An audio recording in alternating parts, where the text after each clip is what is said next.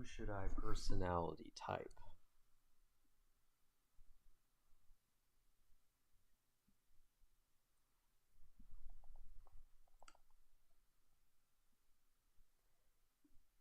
Actually, I could just do this.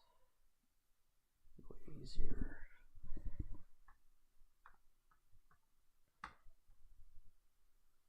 I've typed a lot of people already, so.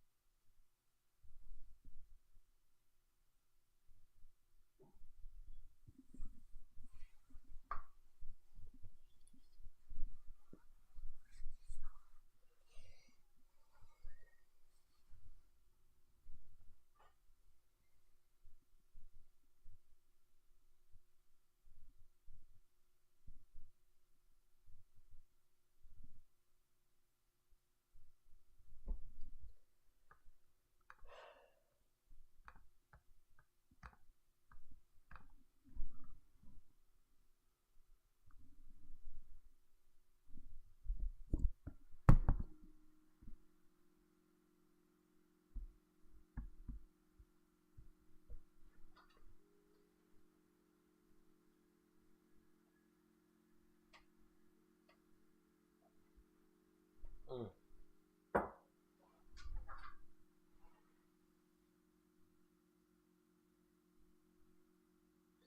I'm gonna do another one tomorrow, but I feel like live streaming right now, so I'm gonna do it right now. And um, whatever. I don't know what the fuck I was gonna say.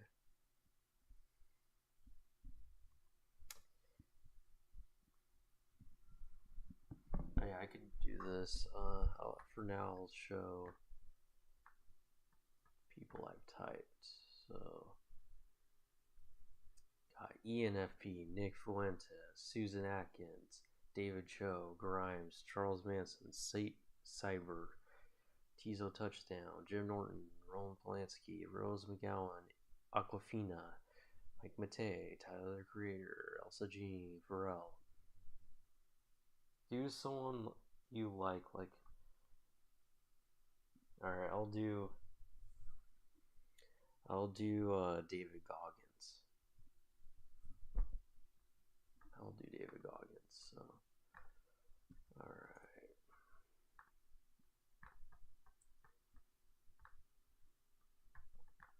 Actually, I need the YouTube chat open up so I know it's still up.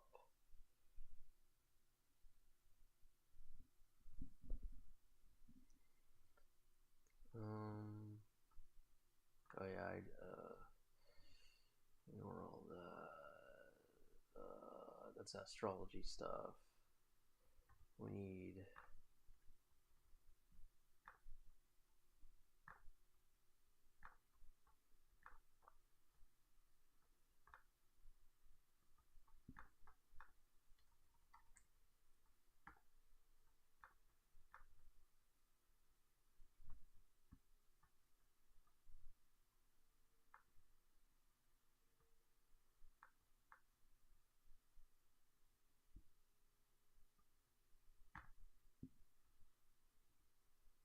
To be at the point of your life where you don't care about being judged. You can be in a room of 1 million people and they all hate you, and you walk in and you go like this. Have you just got here? Yes. Yeah.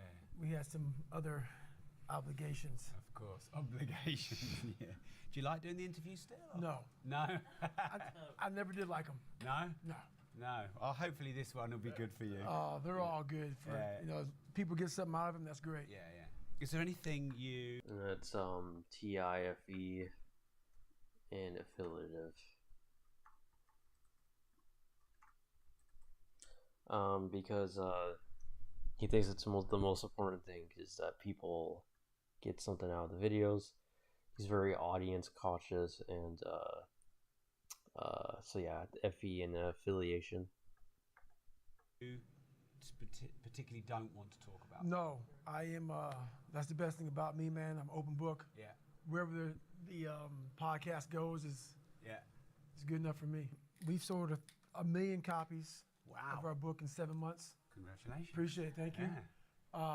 We were number 2 behind Michelle Obama for 12 weeks. You know, they say all this. Yeah. But the audio book is something that we're pushing hard, especially in the UK, because it's easier. Yeah. And we've sold over 650,000 audiobooks. Wow. The reason why is because it's the first time anybody's ever done the audiobook the way we did it. Yeah, I listened. As soon as it came out, I listened. So okay. with the sort of... So you understand how we did concept. it. Right. Part podcast, part radio show, part reading the whole book. So yeah.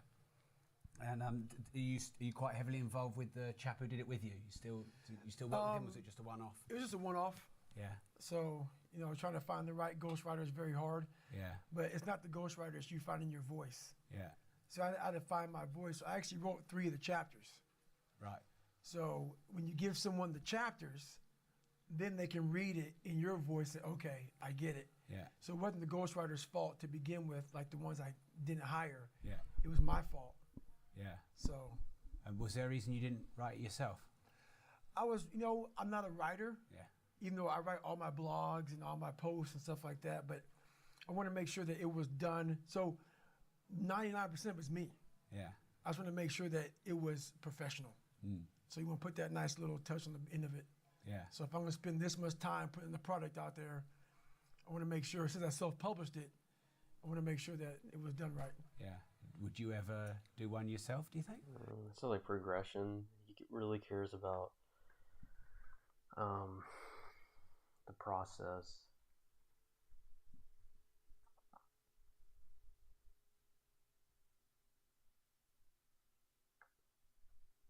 Yeah, easy. Yeah. Yeah, even though I'm not a writer, I just have a person edit it this time, and I go from there. Yeah. I've written 14 books. Okay. Yeah. That's Roger that. why I'm interested. Roger that. Yeah. Yeah, and I'm actually, it's kind of like coming at it from the other way. I've written all mine, and now I'm thinking about getting some help. It's I think it's better that way because you can sit back and just be the mastermind. Yes. You don't have to sit back and say, "Oh, shit didn't work. Oh, shit." You can sit back and just be a mastermind and sit in your bed at nighttime and go, "Oh, shit." Write it down and say, "Look, this needs to be in there," and then you work out well for me. And you got the accountability, haven't you? Because it is so hard to sit down. I need to keep yourself. That's right, because you're doing too many things. Yeah. This way, me and my fiance, we read it over and over again. I mean, we changed so many chapters. Yeah. And then we rewrote them, and then he helped out. So it works a lot better. You'll see, it'll be a masterpiece. Yeah. And how did you find him? Honestly, he fell in my lap. Where's mine? I've done 15 books. Where's mine? Yeah, I know, right? I got lucky, man. Someone knew someone that. See, he's not even a ghostwriter. He just does. What is he? He's a journalist. Yeah. Written books before, but never acted as a ghostwriter. All right. So he heard a bunch of my podcasts, so he's very familiar with me to begin with, which helped. Most of the other people I had to interview, and and they wrote all these big books, and I'm so raw and real. I needed someone that was able to write raw and real, and that's how it came to be. Yeah, because it is very natural. It doesn't feel like a very highly edited, scripted book. Matter of fact, I think they edited, when we got it edited, it was... by a true editor. Yeah. Goggins is informative.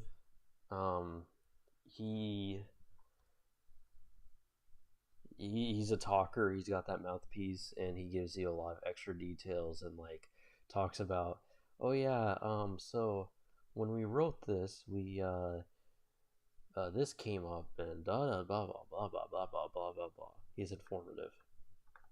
There was a handful of edits. A handful of edits. Yeah. Hardly anything came back. Yeah. Cause I was like, don't change a lot because this is how I talk. Yeah. You know. Yeah. So. And I always prefer the audiobooks because, like, I listen to it and I've heard your voice before I meet you. Right. So there's that sort of remote connection there. Whereas if you read the book, I can't hear your voice. I don't know what you sound like. You don't know me. Yeah. Right, you know a fucking book. Yeah. Right. Yeah. Great. So is there cussing or not cussing? You can say whatever you want, however you want it. So if you want to, if it feels natural, yeah. Okay. Yeah, we're good with that, aren't we? Yeah, we've had definitely a few good ones. So, David, thank you very much for coming and. Fears and younger thing about fuck, man. I'd be out here stuttering and shit. So you got to man up, man. Yeah, it's funny that you're sitting here saying that like things like public speaking you find hard. Gotta man up. That's always the most SE and like T. Actually, I'm just gonna say SE because SE really cares about power dynamics and being brave in every situation. And pragmatic. You gotta take on every situation, whether it's good or bad. When you've done all the crazy, insane stuff. Yeah, Goggins is. I think he is very, very interesting. I think he's way better than Andrew Tate or any of those fools. Way better than Jordan Peterson. That you've done. You gotta do them alone. Right. And he has the most correct approach. Is he is insane. He's an insane person and takes on things in the most insane and unhinged way possible. But that's really like if you want to overcome anything in life, that's how you have to tackle it, pretty much. Do them alone. Yeah. Like I pick these hard things that most people think you can't finish anyway. He's actually has almost no Capricorn in his chart. He's Aquarius Sun, Taurus Moon, and Aquarius Rising. So, you go out there, you grind, you're alone, you're in your own head. I work best alone. Right. I work best alone. So those are easier. Okay, best alone, that's pragmatic. Pragmatic people tend to not like the team that much. Yeah. Figure out a way to kind of challenge, your mind, channel it and challenge it at the same time. And I figured out a way to kind of just have an indestructible toolbox in your mind. So this is TISE, progression. I'll get into why. It is systematic.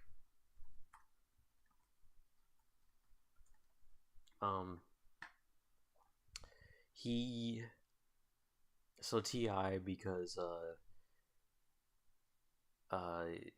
TI introvert thinking people tend to the way they solve problems, the way they go about life, like decision making and things like that, they like to have a system in their head of how things should be and the way to do things. And sometimes, if they come across issues where their methods don't work in that scenario, they like fine tune it. So everything in their life, whether it's their job, their philosophy on things, the way they pick up on women, their craft, everything. If they come across obstacles with that, they fine tune it over time.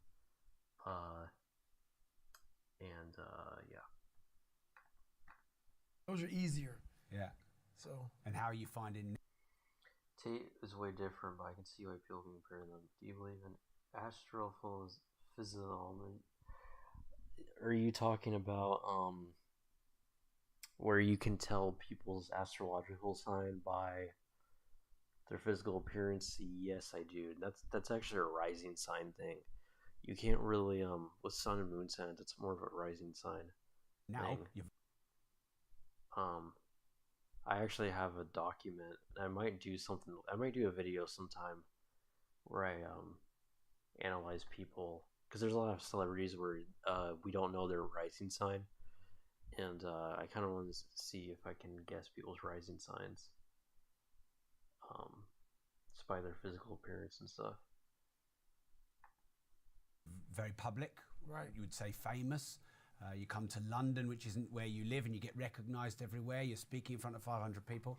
Now, phenotype, like with MBTI, physicality is real with personality types.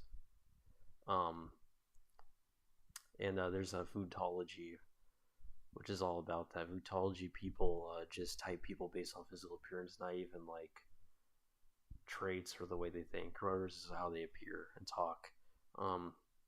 But phenotypes is very real with certain personality types. How are you finding that phase of challenging your mind in your life? It sucks. Especially with eye movement and speech patterns.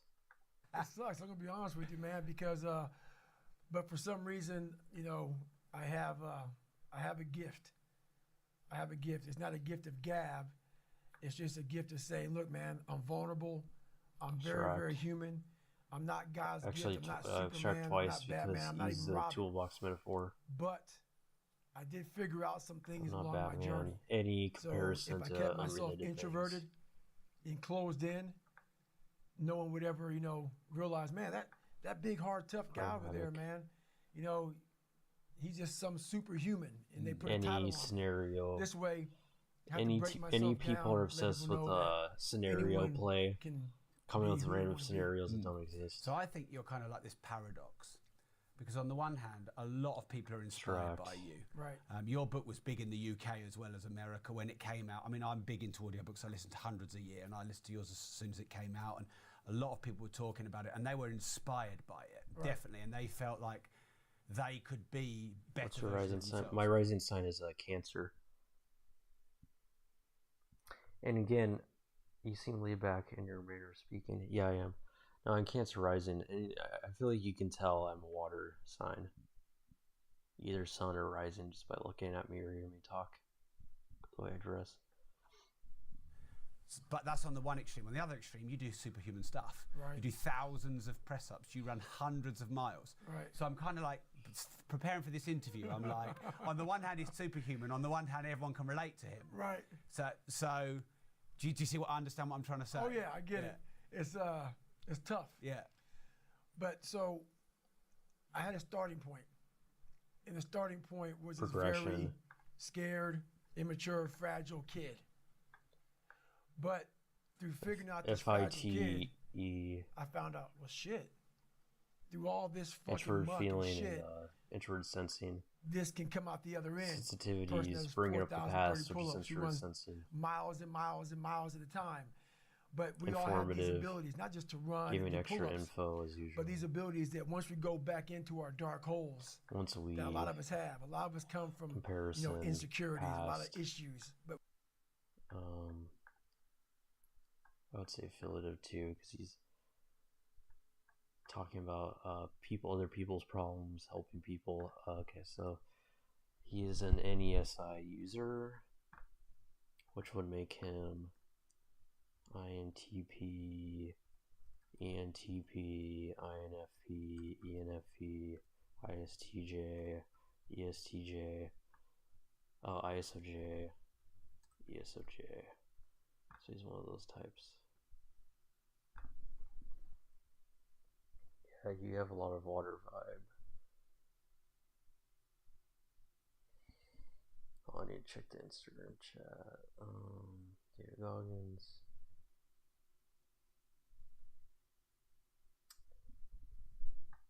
That pause. we don't want to visit that place. Place is scary. Place is something that we want to forget about. I had the courage, finally, to go back in there and organize that shit. Get it organized in my mind. Systematic, out, where to organized. Start from. So organization of mind and true thinking. To the so-called superhuman stuff that I do now. This whole progression. So when you said you had the courage finally. He's progression focused. Which would make him ENTP, ENFP, ISTJ, or ISFJ.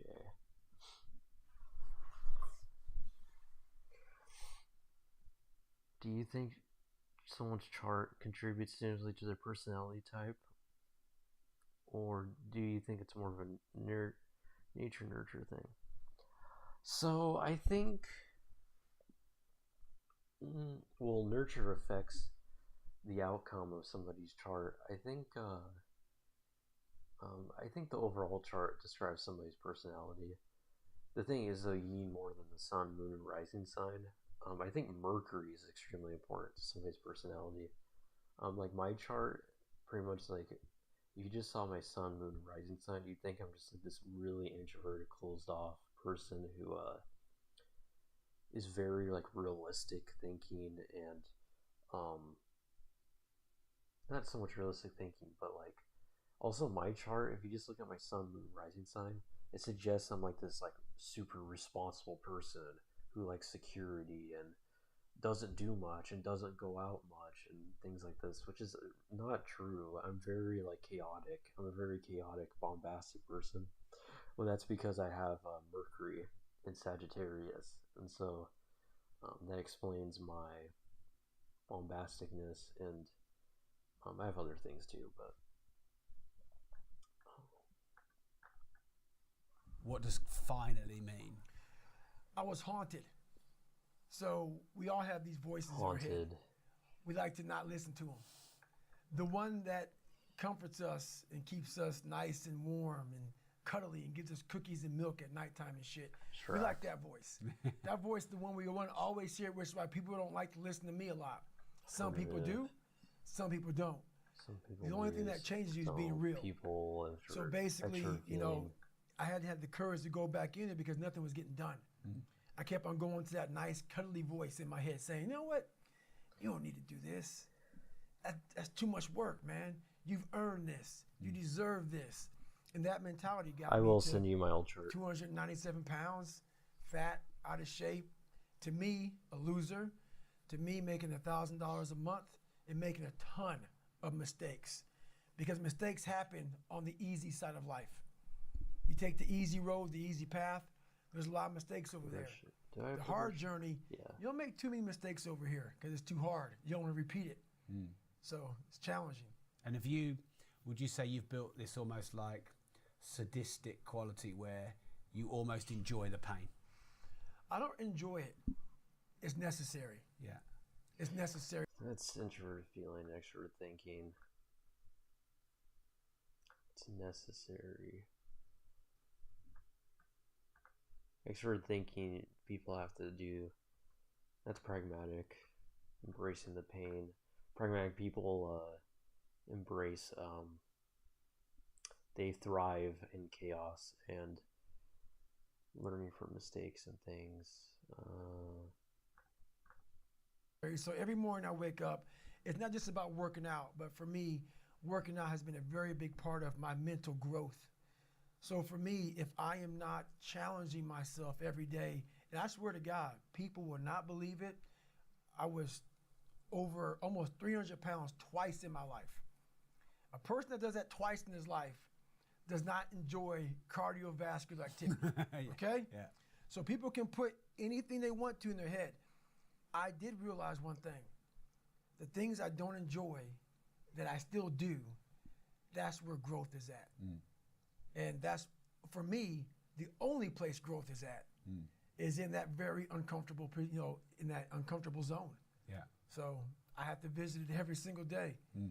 So and when you say visit it every day, what sort of things are you doing daily to push yourself? So for instance, today I woke up and I just got to London. And I don't know where to run here. It's very difficult to run around this place. So someone said, hey, you can run around out here, like around this 1 mile block. And I'm like, you know what? I'm not doing that. So I went down to the gym, and there's this like crazy elliptical trainer. But it's not a normal elliptical trainer. It's one that you like almost self-power. It's very... Yeah, it's not electric. It's very difficult. Yeah. So I got on that thing, and I realized, man, this shit sucks. And after like 2 minutes, I'm like, I don't want to do this. So right then I realized, it looks like we're going to be here for a while. So I did that for 2 hours and 45 minutes. Wow. Yeah. So I'm not saying do that, but that's something I did today. Once my mind said, you know what, let's not do this today. I said, well, since my mind went there. This is the proper way to personality type people. 16 personalities. I'm not the only person that does this. C.S. Joseph, who's a clown. Do not watch his videos. does this.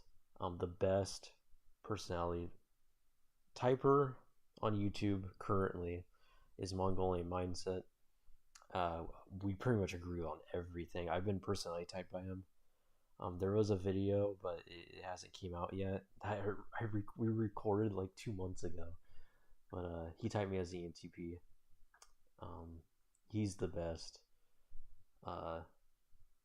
I've been in this stuff for a decade, so I know this is all natural to me. This is all second nature. Redirected and said, just for having that weak thought, we're going to be on here for a while. Right. So it does sort of sound like you're punishing part of your mind in a way. Punishment, maybe not be the right word. Yeah. I want my mind to know who's in charge. So for the better part Control of the mind, 26 years, thinking. my mind was in charge of me. Yeah. Which is why I made all these horrible decisions. Once you take control of your mind. So he is not an ENFP. So he's either an ENTP or ISFJ. You start making decisions for yourself versus your mind making decisions for you.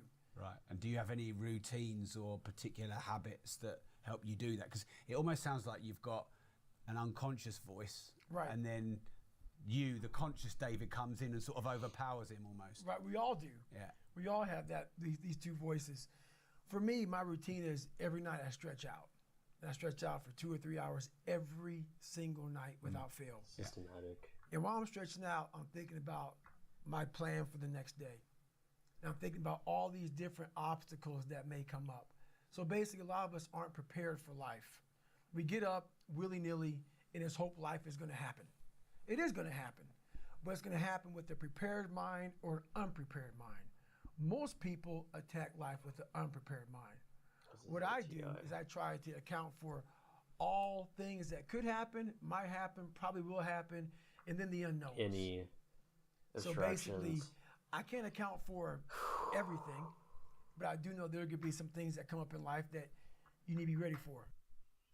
David Goggins is an ENTP. How surprising. And I've seen him typed as an ENTP a bunch of times, so not surprising. He's one of those people that most people can't agree on one type with him.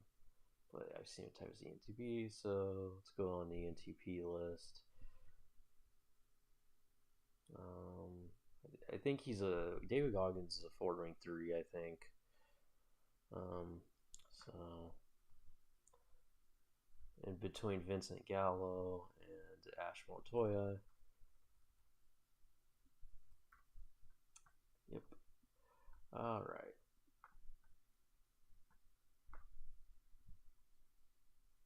Who should I type next?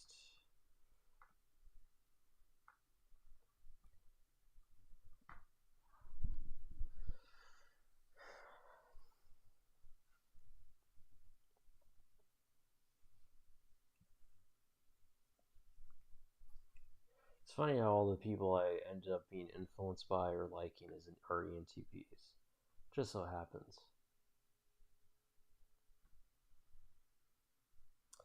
I'm trying to think of who I should type.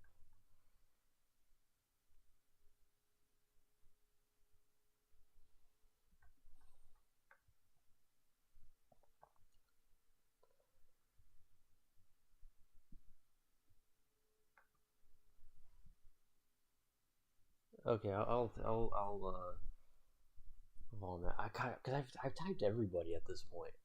Like everybody I'm kind of interested in, so I'm trying to think, dude. For me, I've done Aiden Ross, I've done Sneeko, I've done Jordan Peterson, I've done Jocko Willink, I've done Joe Rogan, I've done. How does your chart compare to mine's? And I enjoy minions. Here I can pull up my chart right now while we're thinking.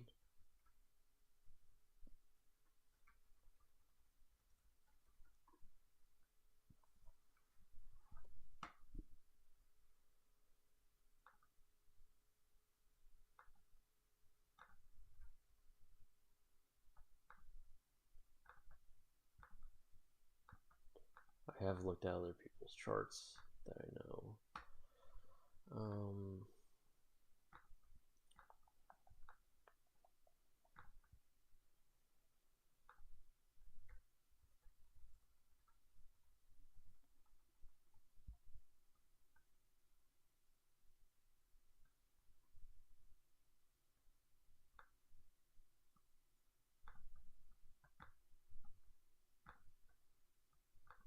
Here's my chart. I don't know if you can see it on the screen. It's probably all blurry and small and shit. Yeah, you probably can't see it. Oh yeah, you can't see it. Well, I'd have to shut off the stream to change the settings. Pretty much, yeah, you can't see it probably. So I got Scorpio Sun, Taurus Moon, Mercury in Sagittarius, Venus in Scorpio, Mars in Virgo, Jupiter in Pisces, Saturn in Aries, Aquarius in Uranus, Neptune in Capricorn, Pluto in Sagittarius, Lilith in Scorpio, North Node in Leo, Cancer rising, Leo in the 2nd house, Virgo in the 3rd house, Libra in the 4th house, Scorpio in the 5th house, Sagittarius in the 6th house, Capricorn in the 7th house, Aquarius in the 8th house, Pisces in the 9th house, 10th house in Aries, Taurus in the 11th house, and Gemini in the 12th house. Yeah, you probably can't see it on here. I'd have to change my settings, but yeah, that's pretty much my chart.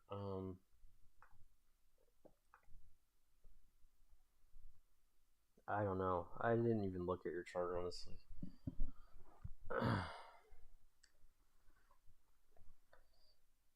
Because I'm busy with this, so I have a hard time looking at multiple things at once. I typed John Zerka, I've typed Neil, I've typed almost everybody. Oh, Bruce Lee, let's do Bruce Lee. I was curious about Bruce Lee. Let's do him.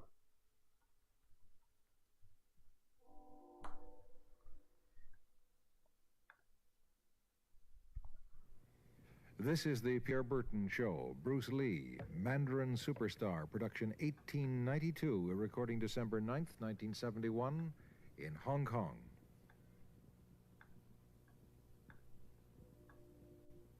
Most budding movie actors.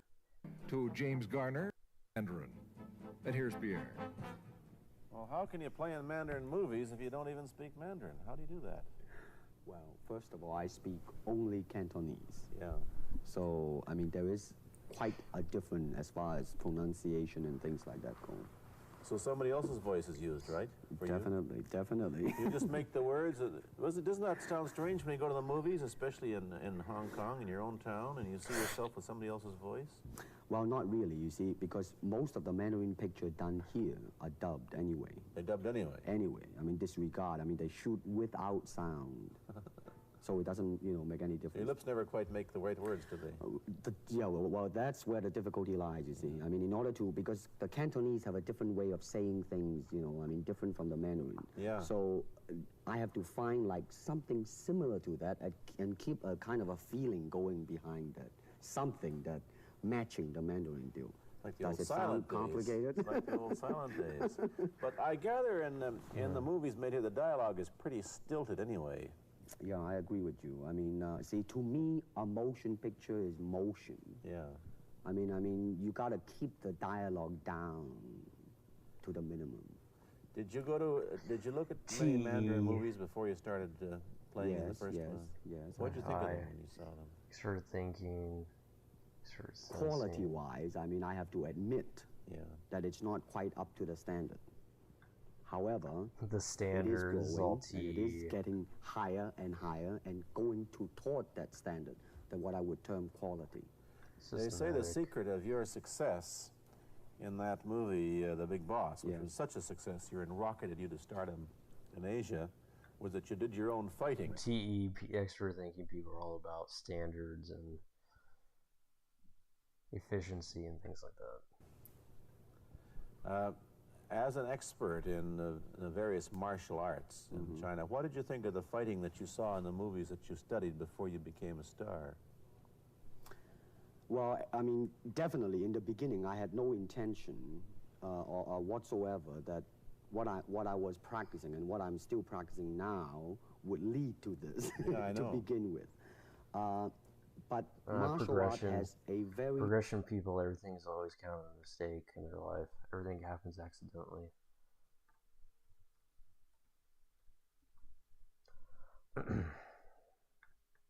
Very deep meaning as far as my life is concerned, because... informative. He's all about the details. Informative. As an actor, as a martial artist, as a human being, all these I have learned from martial art. Maybe for our audience who doesn't know what it means, you might explain exactly what you mean by martial art. Right. Martial art include all the combative arts like karate or karate, judo, Chinese kung fu or Chinese boxing, whatever you call it. All those. You see, like Aikido, Korean, I can go on and on and on. But it's a combative form of fighting. I mean, it's not, some of them became sport, but some of them are still not. I mean, they use, for instance, kicking to the groin, jabbing fingers at the eyes and things like that. No wonder you're successful in the Chinese movies. They're full of this kind of action anyway. They needed a guy like you could... Violence, man. So you didn't have to use a double when you moved into the motion picture world here. You did it all yourself. Right. Can you break 5 or 6 pieces of wood with your hand or your foot? I'll probably break my hand and foot. But tell me a little bit, you set up a school in Hollywood, didn't you, for people like James Garner and Steve McQueen and the others? Yes. Why would they want to learn Chinese martial art? Because of a movie role? Not really. I mean, most of them, you see, to me, at least the way that when I teach it, all type of knowledge ultimately means self-knowledge. So therefore, they're coming in to, and ask me to teach them not so much of how to defend themselves or how to do somebody in. Rather, they want to learn to express themselves through some movement, be it anger, be it determination, or whatsoever. So in other words, what I'm saying, therefore, is that he is paying me to show him, in combative form, the art of expressing the human body. Which is acting, in a sense, isn't it? Well... Or it would be a useful tool for an actor to have. I mean, it might sound too philosophical, but it's acting, or acting, unacting. If you've lost me. Introvert thinking has its own. So what I'm saying, actually, you see, his own internal logic that makes sense to him, but probably not to others. Natural instinct, and here is control. You are to combine the two in harmony. Not if you have one to the extreme, you will be very progression. He's all about progression. He's all about getting the point. If you have another to the extreme, you become all of a sudden a mechanical man, no longer a human being. So it is a successful combination. That's correct. So therefore, it is not only. I mean, so therefore, it's not pure naturalness or unnaturalness. The ideal is unnatural naturalness or natural. And he's all about ideas. Okay, so he is either INTP, ENTP, INFJ, ENFJ, ISFJ, ESFJ, ISTP, or ESTP. Do you analyze musicians often? Yeah, I do. Unnaturalness. Yin yang, eh? Right, man, that's it. One of your students, James Coburn, played in a movie called Iron Man Flint, in which he used karate. Is that what he learned from you? He learned it after. Oh, he went. Yeah. After he played in Iron Man Flint. Right.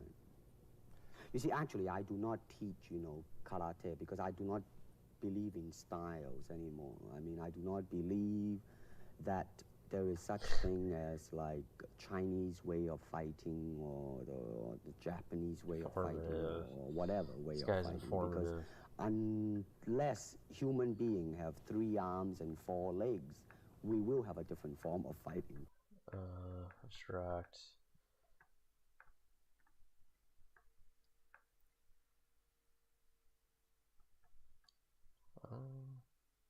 Oh yeah, okay, so he's not an INFJ or ENFJ. He's not ISTP or ESTP. But basically, we have only 2 hands and 2 feet. So styles tends to not only separate man, you know, because they have their own doctrines, and then the doctrine became the gospel truth, you know, that you cannot change, you know. But if you do not have styles, if you just say, well, here I am, you know, as a human being, how can I express myself? Totally Style, SE. Now, that way, oh yeah, he's not an SE user. Because style is a crystallization, he's not an SE user, you know? I mean, that way, it's a process of continuing growth. You talk about Chinese boxing. How does it differ from, say, our kind of boxing? Well, first, we use the feet. That's and then we use the elbow. And use the thumb too? You name it, man. We use it all. You have to, you see, because, I mean, that is the expression of the human body. I mean, everything. I mean, you know, not just the hand. And when you're talking about combat, well, I mean, if it is a sport, now you're talking about something else. You have regulations, you have rules. But when you're talking about fighting as it is. So he's systematic. That would be INTP or ENTP.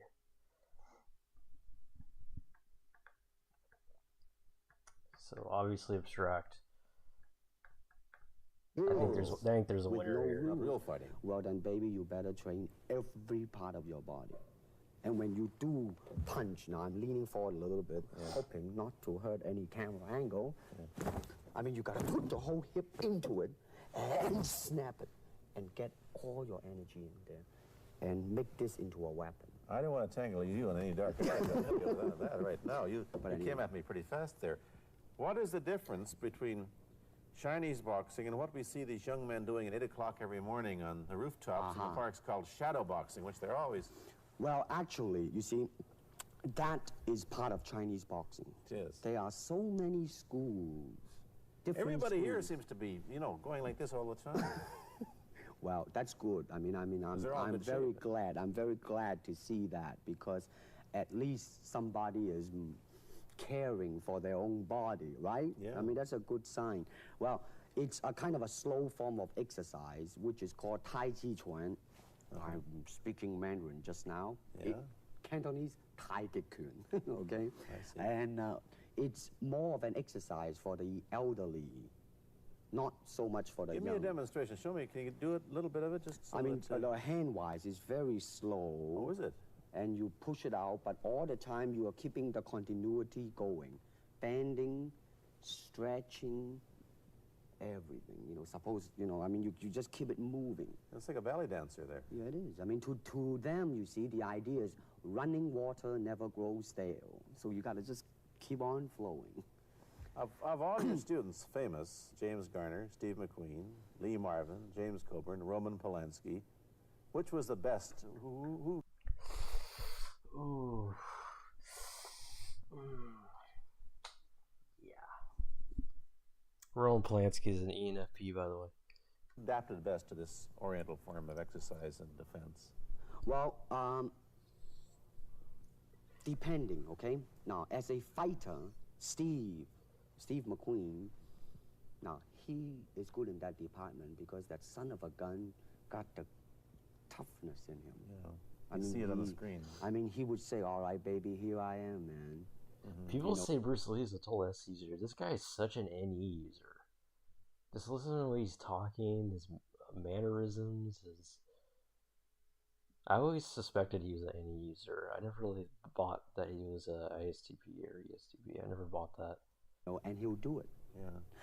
Now, James Coburn is a peace-loving man. Yeah, I met him.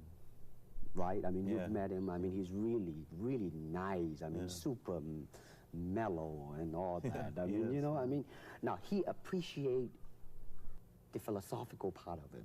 Therefore, his understanding of it is deeper than Steve. So it's really hard to say. You see what I'm saying now?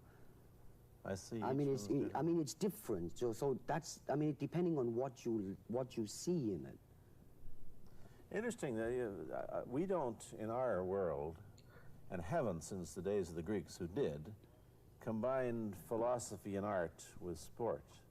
But quite clearly, the Oriental attitude is that the three are facets of the same things. Man, listen, you see, really, to me, okay, to me, ultimately, martial art means honestly expressing yourself. Now, it is very difficult to do. I mean, it is easy for me to put on a show and be cocky and be flooded with a cocky feeling and then feel like pretty cool and all that.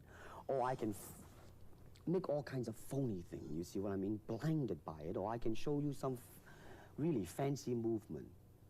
But to express oneself honestly, not lying to oneself, and to express myself honestly, now that, my friend, is very hard to do. And you have to train.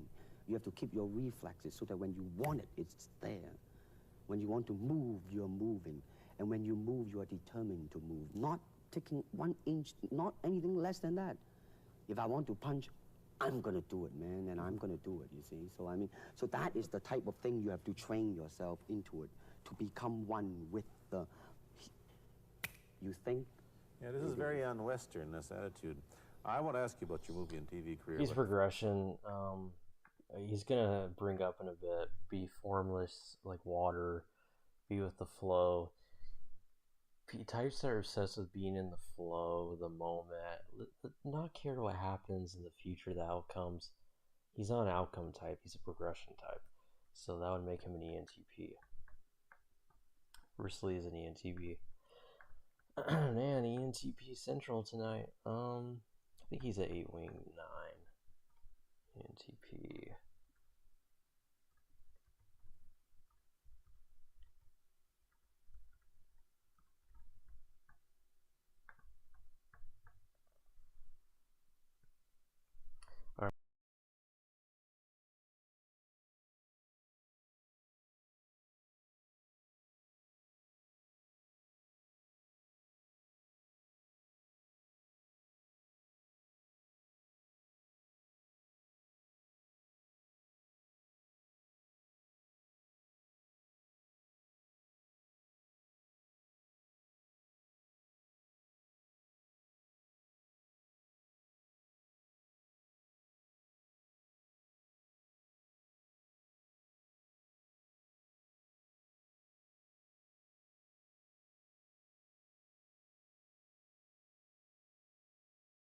First.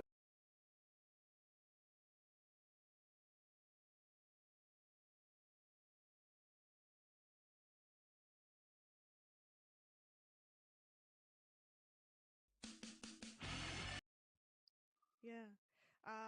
It feels like Roland Howard, I don't want to get too caught up in him, but it feels like Roland Howard is getting talked about more and more, really, as you know, for his very unique guitar style.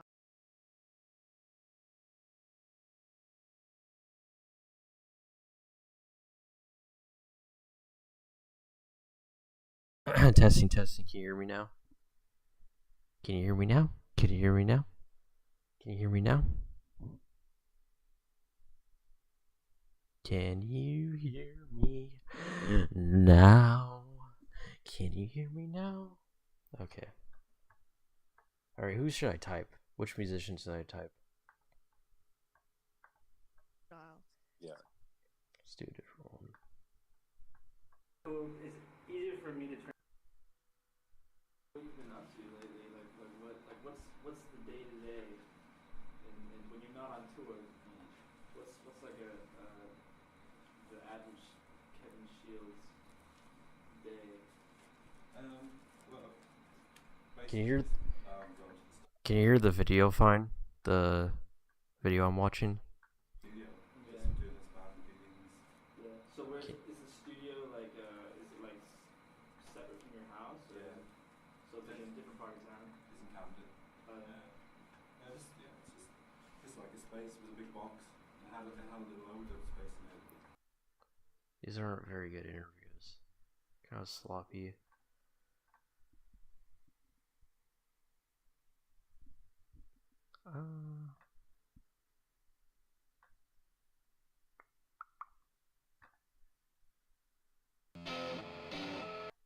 Copyright. Copyright. Okay, all these videos have copyright infringed shit, so we might skip Kevin Shields.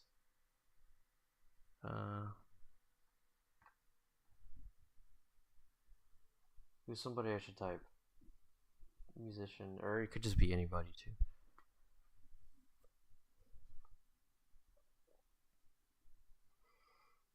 I've done Kurt Cobain. I've never done Courtney Love. Let's do Courtney Love.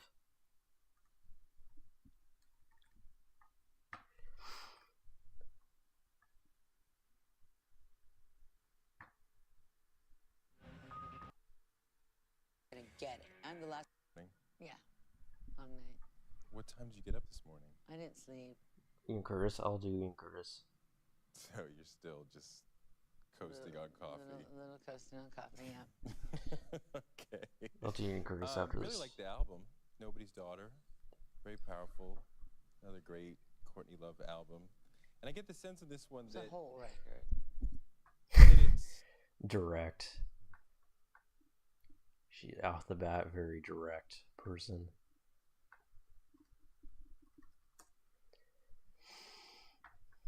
Yes, but these records express you and who you are, right? Yes. I mean, But it does it within a band context. yeah. I wonder why you're not solo. Band context. Because I can't deal with being not in a real band. Fe. How is this Affiliative. whole when nobody else from the previous holes? There have been several iterations of hole, but Trent Reznor, what's the difference? Billy Corgan. I had the name since 1986. Whole, Cockpit, Swamp, Babes in Toyland. Obviously, I lost Babes in Toyland, but I had my own name, Courtney Love, so I didn't even bother fighting for that. Cockpit, probably there's a band called Cockpit right now, but there's always a band called Cockpit. Swamp, chances were low. And so Hole, because it came from Euripides' Medea, there is a hole that pierces right through me, is the one that I kept. I had a partner, Eric Erlandson, and now I have another partner, Mikael Larkin. I can't play with Eric anymore. He's never played a stroke of music, to my understanding, since the day that in Vancouver when we split up the band. But you and Eric founded the band together. No, I founded the band. You That's didn't a myth. co-found the band. No, it's a all you. frickin' myth. In 2002, when I was all f***ed up, I signed a document allowing Eric to have 50% of me. Pragmatic. Greedy, pathetic move on his part. Very I pragmatic was person. really ill, and he shouldn't have done that. But now we've worked it out, so he gets his money, and it's whatever. So, on Nobody's Daughter, I get the sense of a person who's at war with themselves. Is that accurate? It was accurate last night.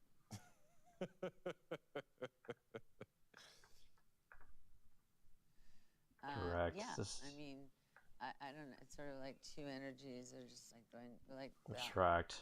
Just, like that. I mean, I feel like sometimes like you are extraordinarily talented and then you are your biggest obstacle. Okay. Do you agree with that? Yeah. Very SE too, like not even. She has like no. I can't even think. It's fucking so late right now. She's so direct, concrete, to the point.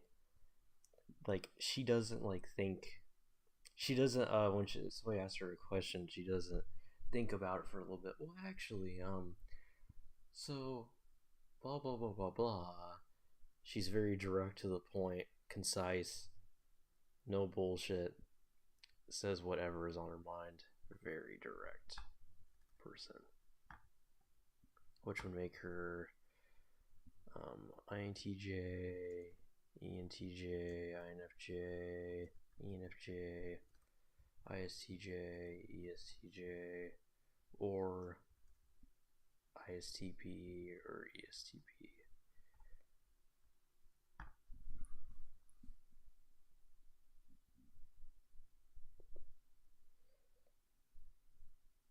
Yeah, definitely.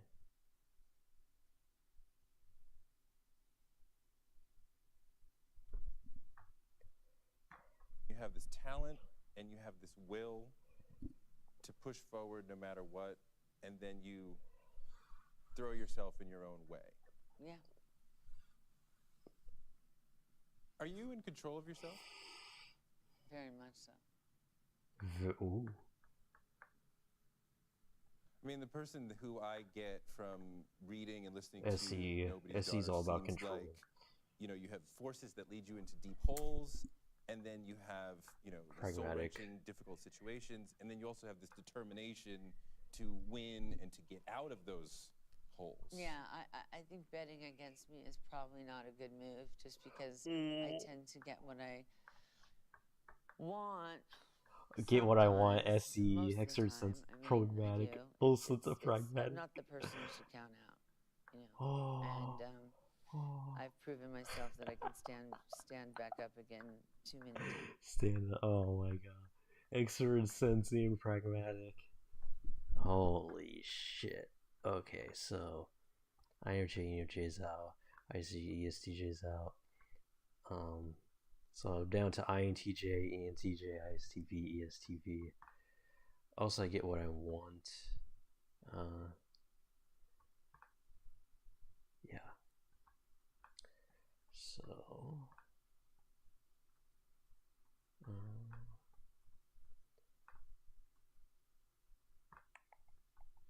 not affiliative. Okay. So we're just down to those. So we'll see where this goes. So, Jimi Hendrix, Jim Morrison. Are you now on the wagon or off the wagon? I'm not on any drugs at all.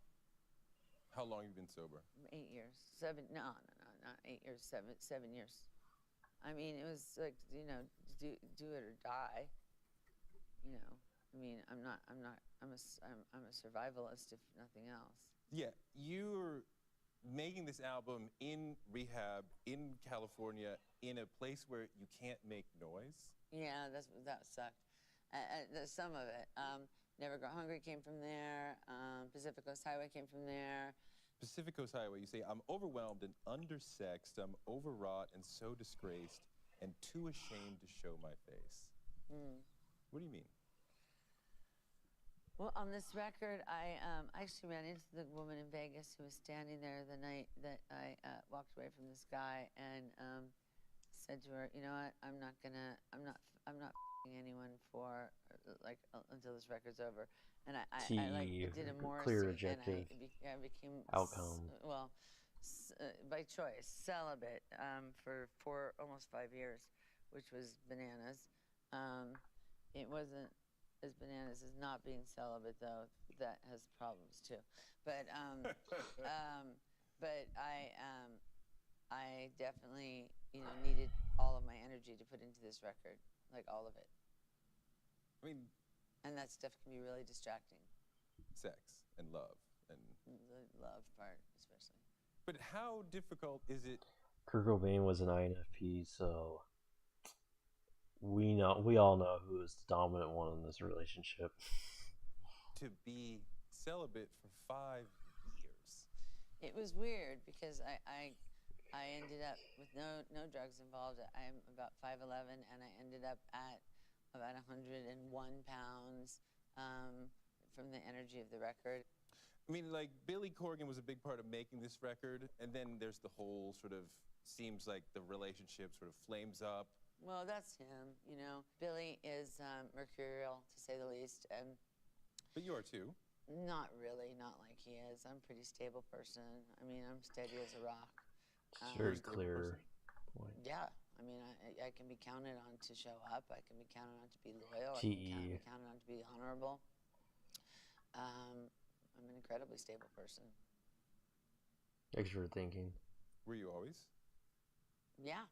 Even when I was on drugs, I'm stable in the sense that I'm there for the people that I love, and And I mean, I've missed, You're other feeling than the 04 record that doesn't count, I've missed in my career 2 shows.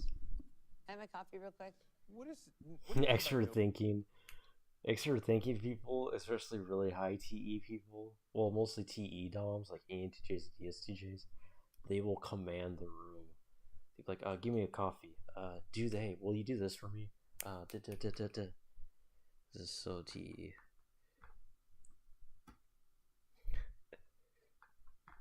Nobody's daughter. Isn't that prescient? I mean that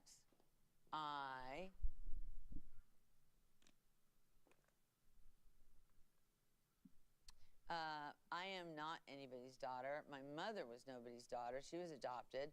My grandmother was put in the Hollywood orphanage. And obviously Frances is 2 very big somebody's daughters, and she's trying to be nobody's daughter. So, we're not going to get into that today. But it's a strange matrilineage that I have. Very strange. Are you adopted? No, but my father, his custody was removed by the time I was 3, and I haven't talked to my mother for 30 years. But I mean, everybody comes from somewhere, right? Yeah, but I mean my mother. Courtney Love's mom lives in literally like the same. I don't know if she lives where I live, but she works she works in like the exact city I live in.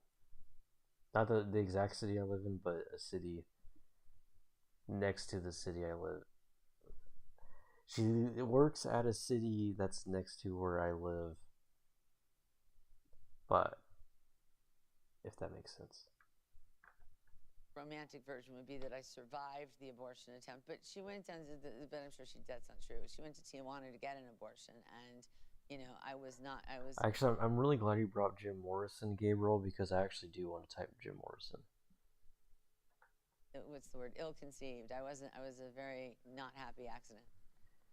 On PCH, you say, I knew a boy, he left me so damaged. Do you even know the extent of what you ravaged? Yep. I mean, talking about Kurt? No. No? Who are you talking about? None of your business. But I know who I'm talking about. Okay. So, I mean, it could be applicable to Kurt because the boy that came from the sea part evokes Kurt, I think. Yeah. So then when you say I'm on the PCH with your gun in my hands, what does that mean? I think it's an allusion to suicide. Is that literal? Did that happen, or is it metaphoric? I don't know how to drive. Correct. You do that math. So what was your last conversation with Kurt like? Just slept with whoever I wanted to, and then I made a major epic mistake, which is I let him produce a record of mine. And America's Sweetheart. Yes. You said that record's a disaster. Le disaster. Yeah. But you know what? You can tell a person by their failures. I've learned to accept it. I think Hold On to Me is a really good song. I think All the Drugs is a good song. So whatever. Okay, so why is Live Through This such a great album? I have no idea.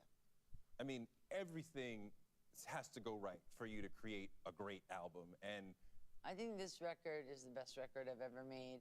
I took a Nobody's Daughter is the best record. Nobody's Daughter is it's more sophisticated than Live Through This, but it has the same primacy. But I loved Live Through This from the first time I heard it, right. And not because I also love Nirvana, because I love this in particular. Right. This is fantastic, right. And I just wonder what went right for that album to be so great. We were just a tight band, and it was. I was competing with Kurt's sense of melodicism. I watched him write "Rape Me and Dumb" in 20 minutes, and it really pissed me off. So I was competing with living with a man who didn't even like writing melodies. He wanted to paint, and boom, She is TEFI, which makes her INTJ or ESTP. Or sorry, not INTJ or ENTJ. Whatever. So we have time for 2 more questions. Huh? I'm sorry.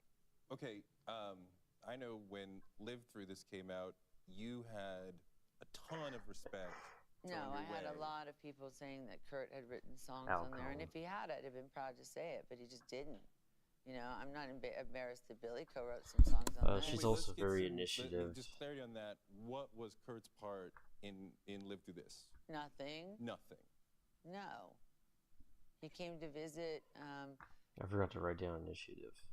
The studio in Atlanta once, and the guy never once gave me any drugs, and all of a sudden out came the drugs for Kurt, which really pissed me off, but I was back then. And then he sang backup on a song, Live Through This, or asking for it. And then the song Softer, Softest, he sang backup on that, and the one day that he was there with Francis. So. How did you meet Kurt? I met him in 1988 at a Dharma Bums show where I was doing spoken word. And he had a girlfriend that I thought was chunky, and I told him so.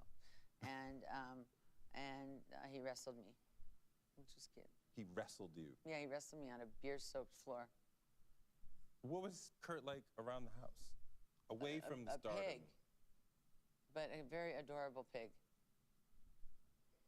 She's initiative, so she's what was your last conversation with him like?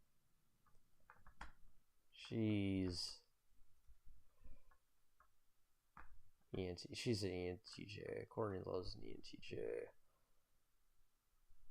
8. Enneagram 8, so haha. 8 wing 7. A lot like Donald Trump. Yep. And Lydia Lunch, she's a lot like Lydia Lunch. Klaus Kinski, those are ENTJ 8s. Not surprising.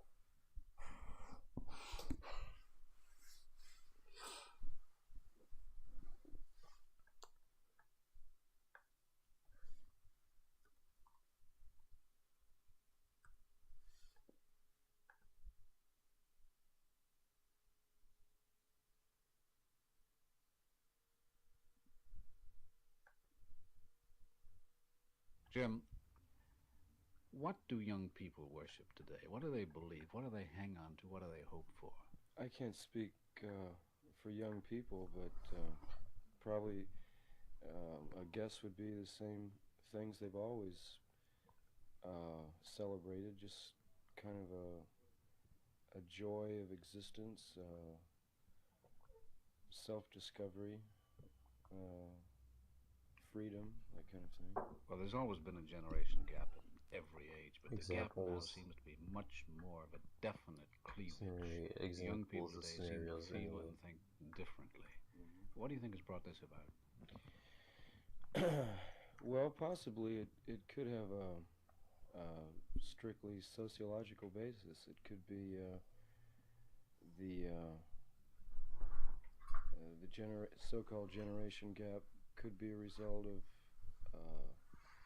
could be possibilities. Any larger numbers of young people. I think it happened after World War II. Informative. He's not to the something point. Like over half the population of the United States now is under 18 years of age, something like that. Politically and philosophically, the young people now seem to feel very definite ideas about the establishment, old systems of governing people, and moral attitudes. Yeah. When I was in high school and college, the kind of protest that's going on now was reflecting totally on the past. That's high. Comparison now. At that time, to be a teenager, to be young was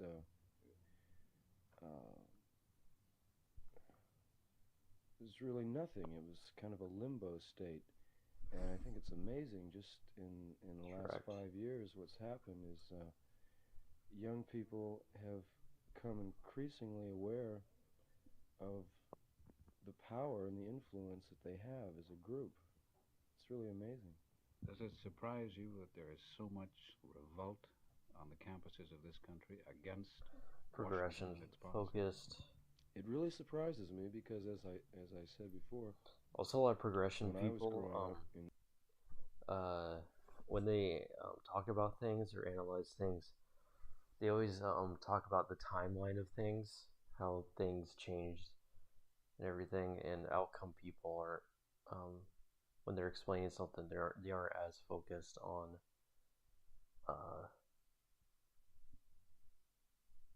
they're a little more specific, I guess, if you will. And when I was in school, it was that was totally unheard of. You know, students really had no power. But if you look back in history, it seems to bear out Lydia the fact Lunch and that Courtney Love are like almost the same exact. They're pretty much the same person.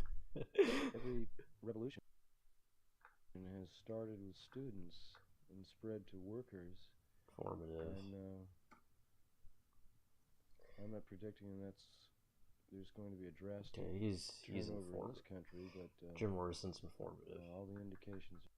Jim Morrison's informative, so he's either INTP, ANTP, INFP, ENFP, ISFJ, ESFJ, ISFP, or ESFP.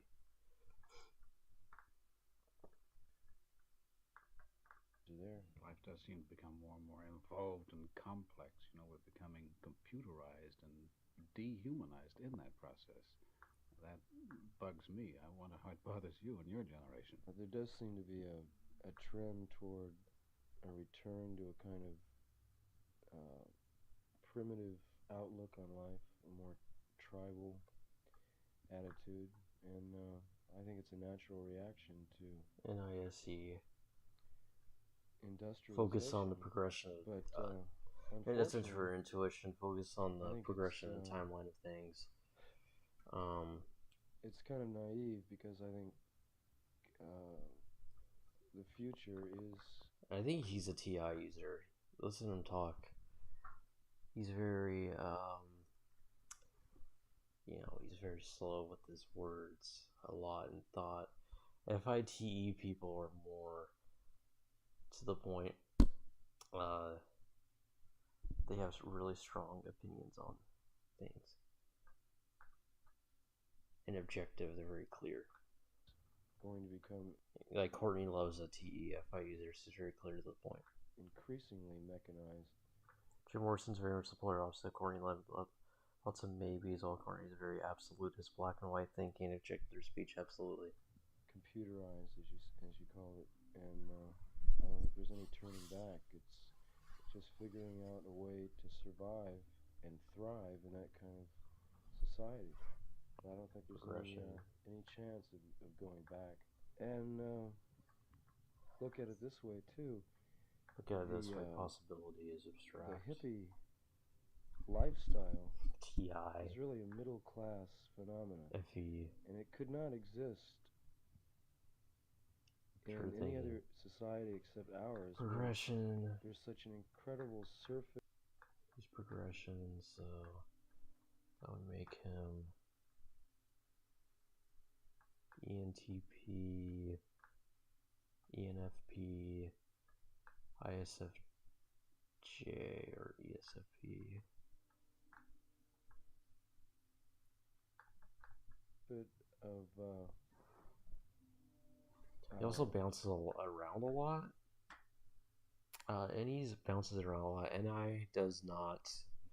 It always stays on topic, and when he's talking about things, he's always going different angles.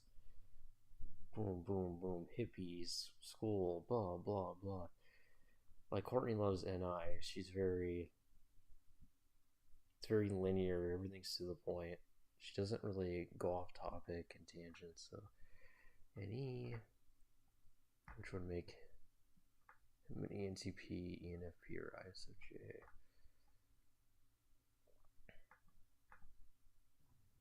Goods, products, or and leisure time. Earthly, correct. I think that's the reason. Yeah, what you just described, Gabriel, is the difference between NESI versus NISE. NISE is more grounded, earthly, while NESI is more ethereal. For it, because the generations immediately preceding ours had world wars and depressions to contend with, and for the last 10 or 15 years in this country, it's there's time enough and there's money enough to live a kind of a flagrant, outrageous lifestyle, which was impossible before. Jim, there's a line in your book of poems which reads, "The cleavage of men into actor and spectators is the central fact of our time." Well, I think that's undeniable, but I wonder, hasn't it always been that way with society? I suppose it has, but it's with mass media and all today, it becomes more immediately apparent. I think what I was concerned with in that book was the fact that most people feel completely void and helpless in controlling their own destinies or controlling the destiny of human life. And I think it's sad. More people should be involved rather than affiliative designating all these powers to a few individuals. I think the average person, whatever that is, should be a part of it somehow. And I think everyone feels that events are just going on without their knowledge or control. I think it's one of the tragedies of our time. I suppose it has always been that way, but now it's just become so obvious, you know. Decisions are made for you in which you have no part of at all. I just lament the fact that so many people are content with living a very quiet, well-mannered, orderly life when so many obvious injustices, I guess, are going on, and they just seem to ignore it somehow, or not care at all. Just let it happen without ever becoming involved. I think that's sad. Jim, relevant to your theory that people should get more involved in life and thus enjoy it more, you have written a line of poetry which reads, "The spectator is a dying animal." Now, isn't that a bit of a contradiction to what you've said previously? No, it's concerned with that same split between the actor and the audience. To me, there's something incredibly sad about a bunch of human beings sitting down, watching. Cares a lot about his own moral values, his own values. Something take place. And just when you think about it, I love movies as much as anyone else, but the spectacle, as much as anybody else, millions and millions of people sitting in movie theaters and in front of television sets every night watching a second or third hand reproduction of reality going on when the real world is right there in their living room or right outside in the street or down the block somewhere. I think it's a tool to somnambulize or hypnotize people into a kind of waking sleep. But I think the major influence in the next decade or so is going to be the people, I don't know what you'd call them except maybe the connectors, the people who are able to assemble masses, huge masses of people into one spot, as we've witnessed in pop festivals in the last 2 or 3 years. The kind of people that can assemble huge crowds in one spot, I think will be major influences on mass culture in the next decade. I think the rock music enthusiasts have created probably some of the most exciting music and theatrical events on the planet. I think they're fantastic. Well, part of generation gap is the difference in what people like in terms of music. Now, rock and hard rock do seem to go hand in hand with the younger crowd, and some of us who are a little older are confused and puzzled by that, because we can't quite cotton on to this sound. Can you understand that? You know, adolescence and early youth, the fires are burning fastest, right? And your energy level is probably at its highest, and so it demands a kind of raucous ENTP night. He's ENTP. Dude, I always knew Jim Morrison was probably ENTP. He's either always typed as ENFP, INFP, or ENTP. People always go back and forth. He's an ENTP. I know. You can tell by his when I hear him talk, I'm like, oh, this guy's an ENTP. His rambling, his ums and ahs, slow to the point speech. Yeah, this guy's an ENTP.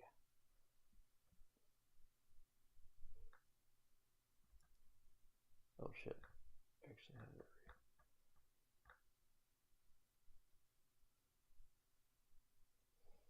He's an ENTP 4 rank 5, like my boy Zach. And he's an ENTP 4 rank 5, like David Foster Wallace, which makes perfect sense. He is a lot.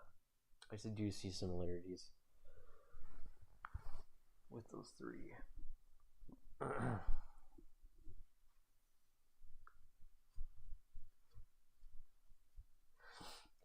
Yeah, he's not. Jim Morrison's not an FI user. Even his music is not really introvert feeling based. He also too. I see. I think I'm very similar.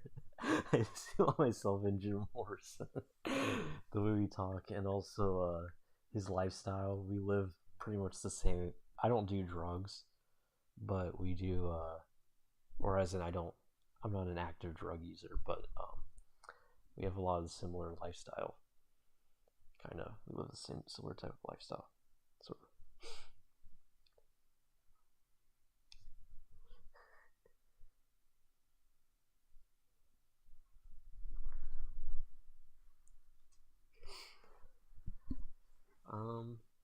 Alright, who should I type next? Ian Curtis, maybe? Let's do Ian Curtis. I'll do this all morning. My goal with these live streams is to make them as long as possible. It's always good for the views.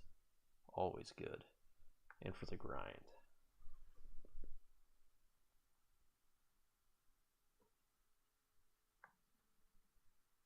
Improved as musicians, obviously.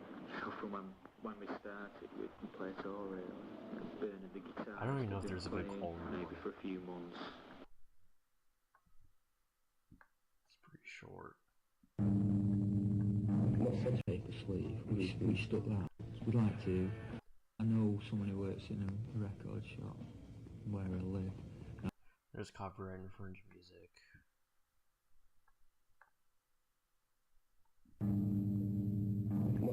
It's the same one.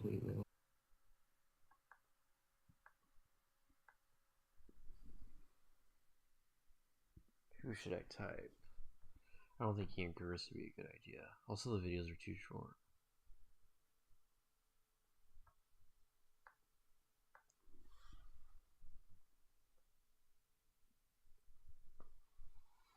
Ian Curtis, some very positives in INFP.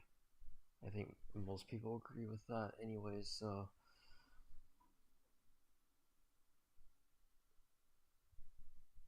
He's a stereotypical INFP.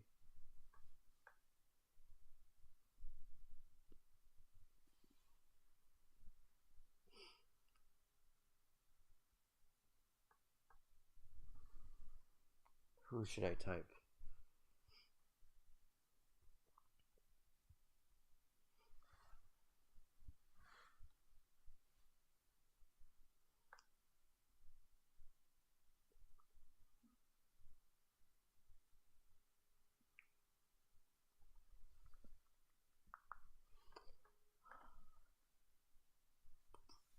Who's an interesting musician?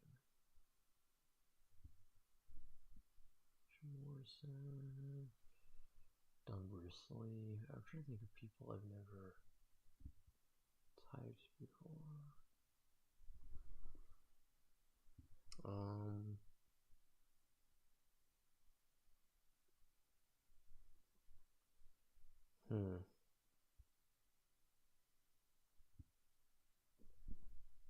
Peter Murphy. I'm actually curious about Peter Murphy. Let's do Peter Murphy.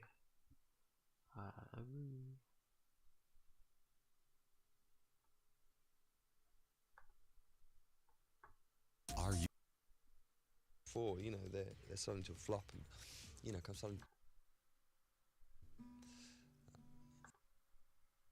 do it out there, guys. You know, but cheekbones help, by the way. Cheekbones and makeup and a bit of a front.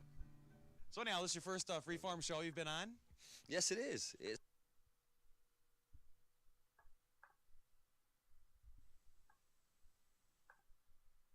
Like, it's very positive title. It's just about, well, it didn't fall apart, and this is what happens when something actually doesn't fall apart. It's positive, and it's expressive, and it's happening. Did you really feel like you were sort of floundering around as an artist for Well, a while? not really. The direction? Not as an artist, just as really wanting the desire to carry on doing music, for instance.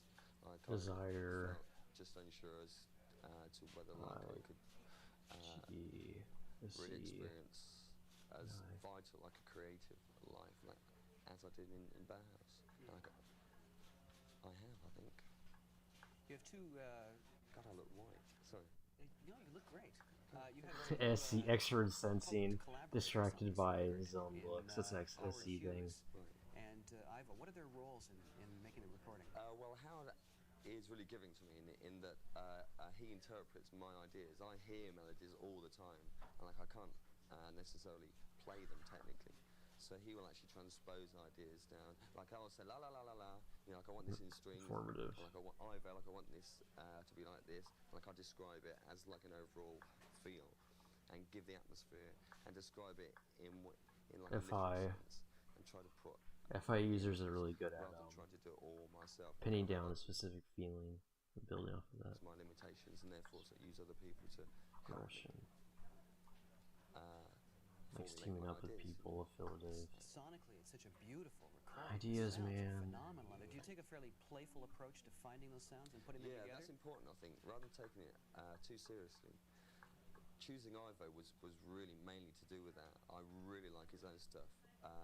He does his own music in a 4AD, which is called This Mortal Coil, and it's suited the ideas that I had. His ideas on mixing and sound seem very rich and very like etheric, which I saw my music as being, which I wanted to get into my music and concentrate more. I noticed the richness of textures and music, extra sensing. Very carefully once I got the song together. Sometimes you can lose something when you hurry something. Very informative. So I spent a lot of time working out ideas together, and just having Ivo around, that was his input really, his taste. Well, he's the label director as well for 4AD. He is, yeah. So does that mean he's kind of an executive on one hand and a musical person on the what other? it is with Ivo, he's just a sweetheart who loves music, and one day decided to be the catalyst. Calling people sweetheart and stuff's extra feeling thing. He brought together people he liked a lot and got them to make music, which he directed and mixed and everything else. So, like in that sense, he's a creator too. So, our relationship was creative rather than executive type company. We have the first video from the album. Do you want to tell us about it and set it up, introduce it? Final Solution. Yeah. Yeah. Well, this was filmed with Peter Kerr, the director in London, who works like the old school directors did when videos were being made, like Telebomb Sam, our early ones. A lot of directors directors now past are or in really the past. using video like as a leap into film, and don't tend to put like a lot of creativity into videos. So like I chose Peter to work with him heavily on it, and just to simplify it, and like I just wanted one shot, performance shot. I wanted to project the whole song through. Dude, you read my mind. I was thinking about David Bowie, because I have no idea what type he is. Carl Jung, yeah. Putting in, various images, just to complement the overall feel of it. That was the idea. Did you get what you wanted? I think, yeah, I like it a lot. It's simple. It isn't over the top. It isn't overcomplicated. Here's Peter Murphy on Much Music. Oh shit. Fall Apart. That's Peter Murphy on Music, and has a cover of a Pere Ubu song that I don't know the original version of. What drew you to that song? The original version was a typical Bass tour tape song, and it was one of the songs we used to listen to on tour, just so while away the hours. And it was one like I logged in for some time, like I'd like to do it. Choosing. He's informed as fuck, dude. I think like it should relate to your own music. So he is. Not meant to be like a commercial effort.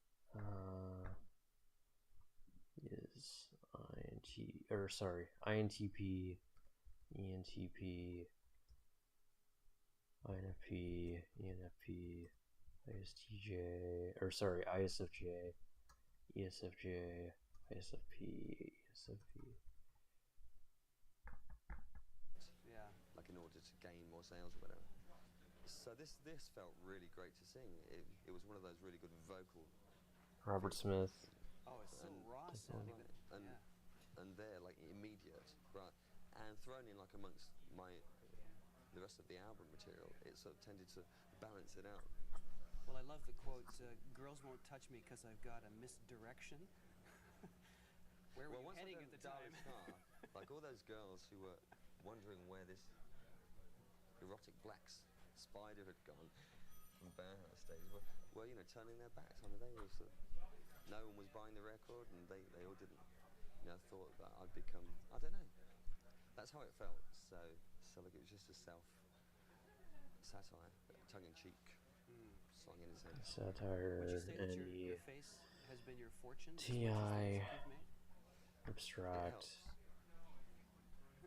No, it helps because I think like if you've got like a certain amount of theatricality and can sort of SE, your singing. Extra sense people are aware that looks and optics rule the world.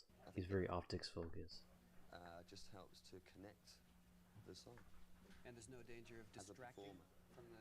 No, not if one is actually like totally aside the song and not just projecting something totally disjointed from a song. That's when it becomes a sham. But if you sort of perform it from that sort of real gut level, I suppose people see that, I think, in a live situation, and that's why an audience will react much more strongly. Yeah. Maybe say somebody who isn't comfortable on a stage and feels that like it's he's an SE and I user. He seems very care a lot about optics and visual stuff. So ISFP, SFP. That's what we're down to. No NE, no affiliation, no abstraction. So man. Do play live, like a model who becomes a singer, that type of thing. Yeah, there's a few of those. Nick Cayman. We don't have to mention any names. Speaking of that, now we haven't seen it in North America, but you did a Max L ad in the UK. Did you get a lot of heat from the press or from your fans for that? No, it was subversive in a sense. I am too. This is the thing though, if you're NE not an ISFJ, or if you're not one of the SJ types, actually the only people that are really aware of optics and aesthetics and things like that are the perceiving types, so the P types. But in his case, I don't see any SI in this guy. He seems SENI. There's not a lot of he doesn't seem that abstract to me. I don't know. There's not a lot of abstractions, not a lot of I don't get a lot of like think of this guy as an ideas man really. I don't know.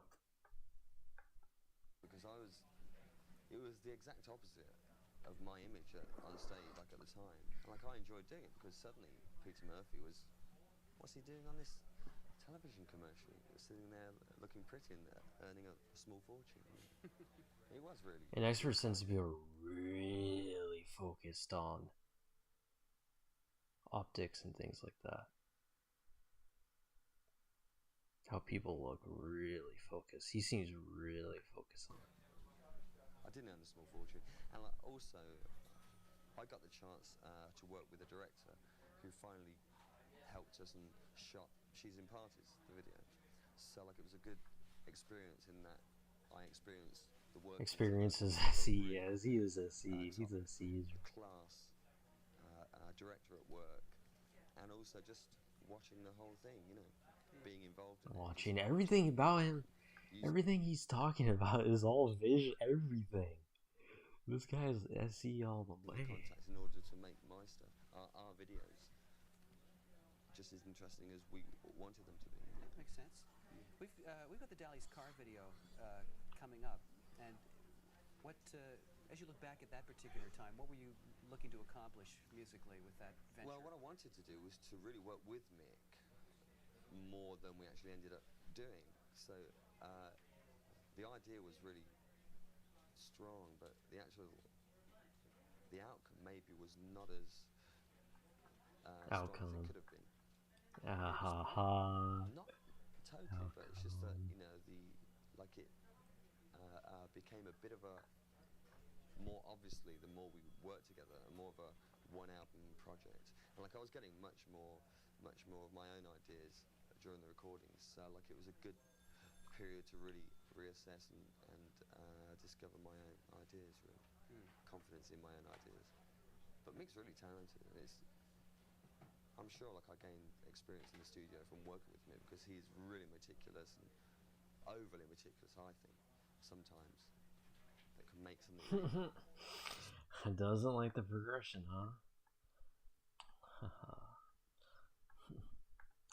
Dial and take away an energy from the song, but it was okay. So we made a video and then said, okay, let's go. Goodbye. Let's take a look. This is Dally's car. Not much music. Is that a retrospective of Bauhaus? Yeah, absolutely. Poignant, to the point. As you look back, as the time kind of stretches out since then, what do you miss the most about the group? Nothing. This dude's so SE. It's happening now. I didn't think of Peter Murphy as being like an SE type, but he really is. I feel like I've seen like one interview with him a long time ago, but I like don't remember it. So as vital and stimulated as ever. I think looking back sometimes can be too inhibiting. I think things have happened, good and bad, but this is what's happening now. Well, this is the thing with MBTI community and stuff. You can really fool yourself into thinking somebody's a certain type based on preconceived notions or biases or stereotypes. So that's why it's important if you're actually wanting to type somebody to do what I'm doing.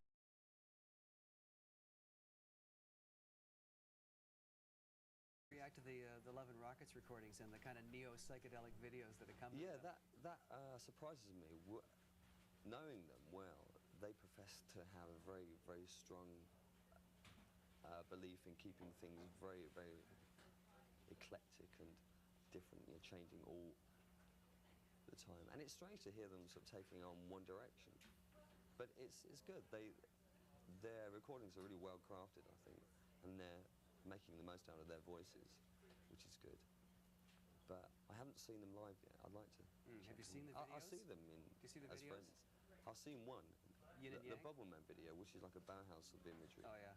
Which were the Bauhaus Bubblemen, but they've taken it. Have you seen them? Oh yeah, we play them all the time. Right. The other ones are very bizarre, sort of psychedelic. Danny looks great. We should show them to you. Yeah. I want to thank you very much for coming by, Peter. I have a little souvenir here for you.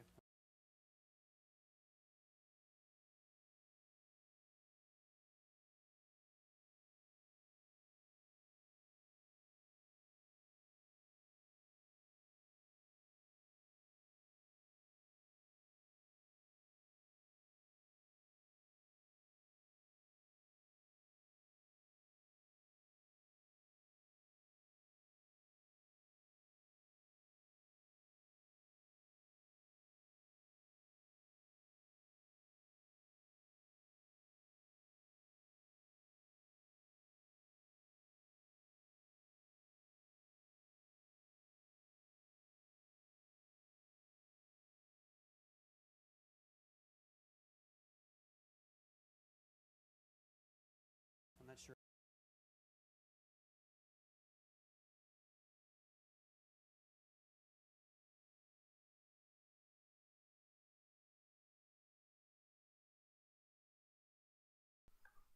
Testing, testing, can you hear me?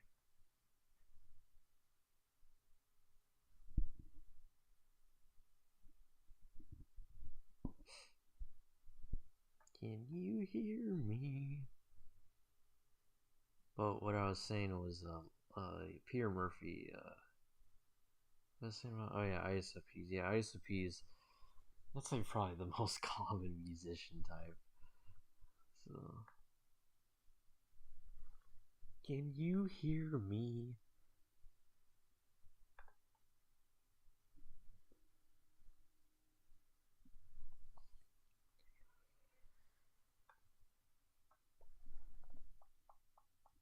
I'll do.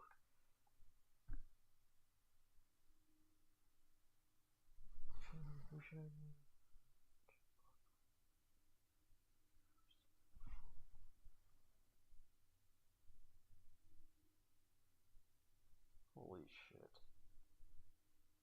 Let's do David Bowie.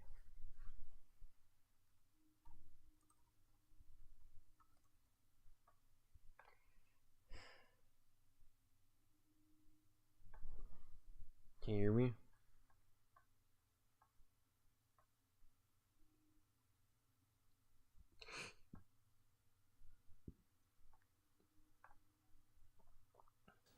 Welcome, nice to see you. Thank you. So you've got a lot of explaining to do. Yes. I feel like I always feel I should interview like that character Peter Cook does, you know? What is all this prancing about a stage and trappings and all of that? But you don't have the trappings that you've had in the past. You're a little more conventional. Yeah, at this moment. What happened? We did the Diamond Dogs tour and took it from New York to Los Angeles. Uh-huh. And I felt that was enough, really, rather than come back with the same thing. TIFE, TIFI, clear objective.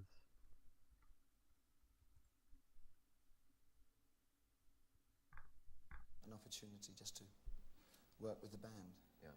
So a lot of the glitter is gone that we associate with you, and you've got an entirely new person now. No, you haven't. Où sont les glitz de yesteryear, or something like that. Is the offstage Bowie likely to surprise people? I've had the weirdest reactions from people who know you're going to be on. Some of them say they'd be scared to sit and talk with you. Some people said you would bite my neck. It's not very peculiar kind of thing. It's what you want, really, isn't it? And what do you think I'm like? Well, I've only met you over the phone and a little bit backstage, and to me you seemed like, I hope this doesn't insult you, a working actor. That's right, that's very good. You know, I mean, what are you drawing? It's therapeutic. No, you know, some people thought, there's a lady who said, I don't know if I'd want to meet him. He would make me very nervous. Concrete. Black magic and that sort of thing. And other people see you as just a very skillful performer who changes from time to time from one thing to another. Yeah, I do type people based off of activities. Attack me. Well, both of that is. All of the above. You'll buy that? I already typed Vardvikernes, and if I type him, I'll get taken down. YouTube does not like Vardvikernes. Vardvikernes is an INFJ. What? I've had a person of diverse interests, but not. Sure. I'm not really very academic, but I glit from one thing to another a lot. Yeah. Pragmatic. Glit. It's like flip. One thing from another. It's the 70s version. One letter later in the alphabet. This incredible picture. It's very striking. The first time you see it, I remember the first time this album appeared in a record store window, and I could see it actually stopping traffic on the sidewalk. This is the picture you send to the draft board, obviously, saying that. Keep this boy around.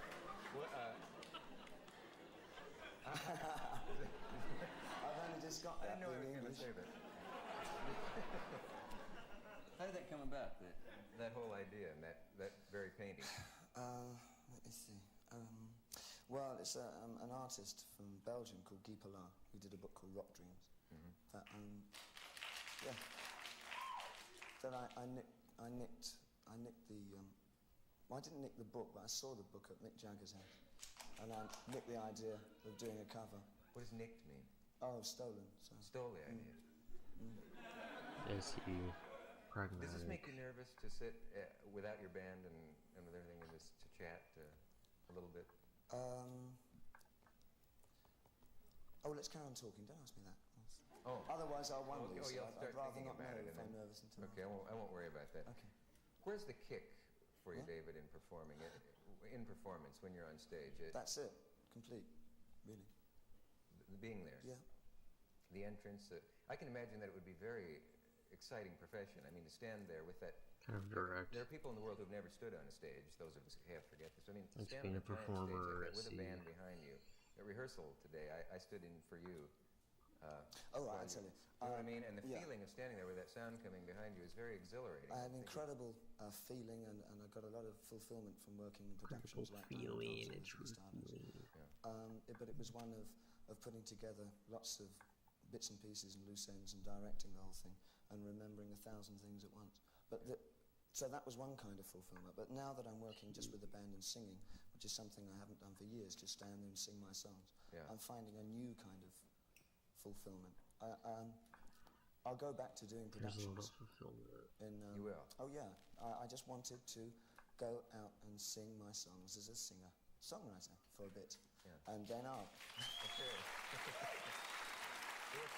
Your objective is an F5 Let's take a break right now user. for a message that will be back. So he's either INTJ, ENTJ, INFP, ENFP, ISTJ, ESTJ, ISFP, or ESFP. Not very academic. I'm pretty... I suppose I was considered arty. Arty? Yeah. But did you go through Not college? Oh, yeah. I went to a technical college near London that had an art course for people from 12 upwards who couldn't do anything else much, like maths or physics. So I took art. Art. You know that Jagger studied economics. Yes. And I mentioned that once when he was on, and some of his fans were disappointed to hear that. And he was at the London School of Economics. Yes. And it ties into something you said in an interview you did with William Burroughs, which I thought was interesting, if it's in fact true. Don't believe it. Well, everything ties in with something else you said, which is don't ask me any questions because I'll say something different every time. But taking a chance here, taking a stab in the light, you said that the lives of the rock stars are really not as strange as the lives of the fans, and that the fans actually, it's an interesting point, that the fans sort of envy the stars, but in effect the stars live conventional lives and envy the fans. And it strikes me as odd, the idea that, fans are out shoving, I don't know, nutmeg under their cuticles or something and trying to be really freaky. Yeah, I have no problem with that. And you and Jagger are sitting around discussing economics before the Anschluss in the Benelux nations or something. Am I exaggerating? No, he speaks economics and I don't understand him. But is this in fact true? What is your private life like without being too personal? Oh yeah, do. Thank you.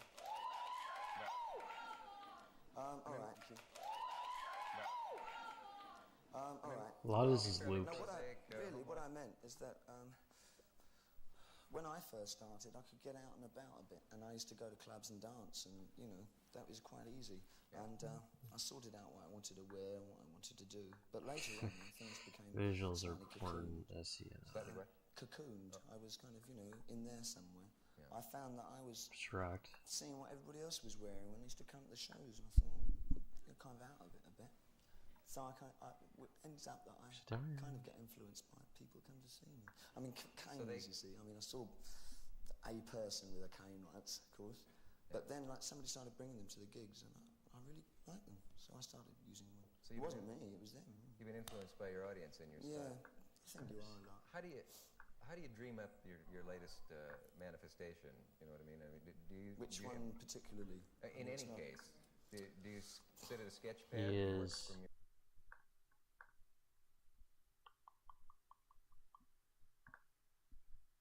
ENGI is up here. Yes, up here. Your own dreams? Do you have visions? Like travel. I mean, I'm in a very lucky position of not wanting to fly. So I take a ship or a train or something. You won't fly? No. I read you took the Trans-Siberian Railway somewhere. Yeah, that's one of the things that... Yeah, it was right through Russia, from Nahodka through to Moscow. And from Moscow... Interest-based. Berlin, got chucked off there, threatened to send back to Moscow. Why won't you fly? It scares me. I'm just, afraid the plane will come down when it isn't supposed to. I don't like the feeling of going up at that speed. It always feels like something running very fast and then like going to the edge of a cliff and then jumping and opening to get to the other side. I like that though. Well, it should be like if it's like just goes like that. Yeah. Like it's also.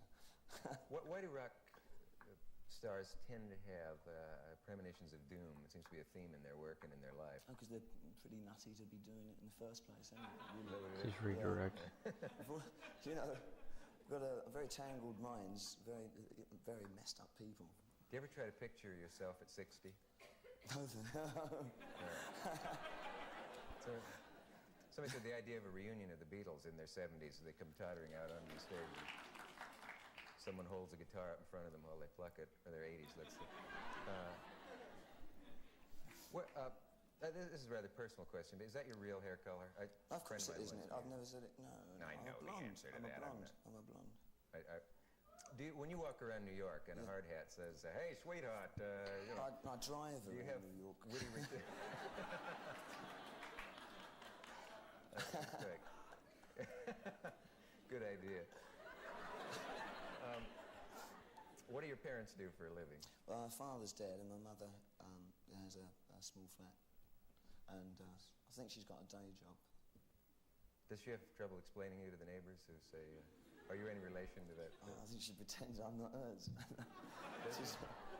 No, she doesn't talk much. She doesn't. I don't think we were never that close, particularly. We have an understanding. Yeah. It's not true that your real name is Menimsha Spiegelgas, is it? Rumor. Is it really? You didn't want that revealed? I was waiting for you to reveal it. Well, I'm sorry if you didn't want that out, but what is black noise? Black noise? Yeah. Black noise is something that Burroughs got very interested in. It's intriguing. Well, no, it's one facet of black noise is that everything, like a glass, if an opera singer hits a particular note, the vibrations are that of the metabolism of the glass, and it cracks it. Yeah. So black noise is the register within which you can crack a city or people, or it's a new controlled bomb. It's a noise bomb, in fact, which can destroy. Is it a real thing? I mean, is it something that's actually somebody's experimenting with? It was invented in France. Could a tyrant use it to... Well, until last year, you could buy the patent for it in the French patent office for about equivalent to $3-4. And it would wipe out I'll get mine. Depends how much money you I won't. If I talk with George Soros, it won't just be the video, but my whole channel will get taken down. Kill about half the people, yeah. But a big one could destroy a city, or even more. I mean, it's a weird idea. Don't look at. It's not my idea. No. Well, let's not give the instructions on how to do it. Can you recommend a good book to your fans? A good book? What, this week? Apart from yours? Do I have a book out? Yeah. No, I walked into that. No, I wondered if you. Last thing I read, you you said that Kerouac was important to you, but that's a long time back. What do you Well, read? I didn't say I'm reading Machiavelli. You're reading Machiavelli? No. Oh. What would you read? What am I reading? What would we find on your coffee table in your apartment in At the moment, mainly pictures. I bought Diane Arbus's book of photographs. Yeah. Photographs. Could I ever do a walk-on in your show? I've got to know what it feels like to stand on stage in a big production thing like that. In a production? Screw up your... Well, if I had a part for you, yeah. Yeah.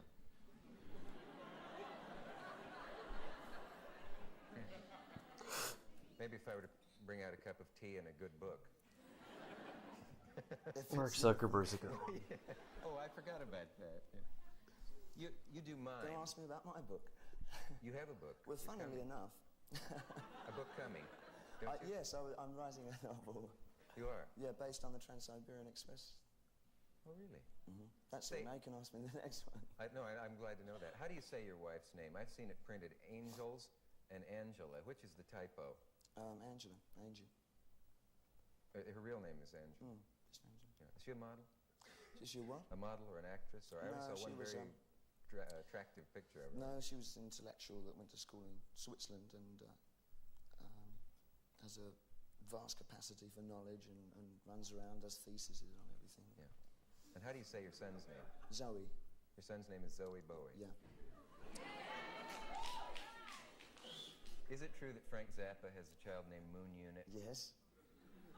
Can you imagine growing up, kids in a tough neighborhood, hey, Moon Unit! Do we have a message?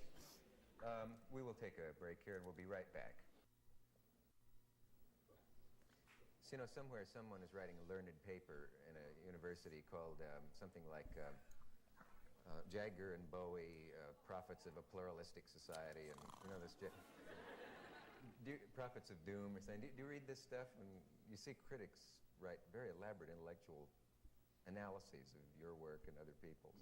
Does this put you to sleep? The bad ones. I always read the good ones. Yeah.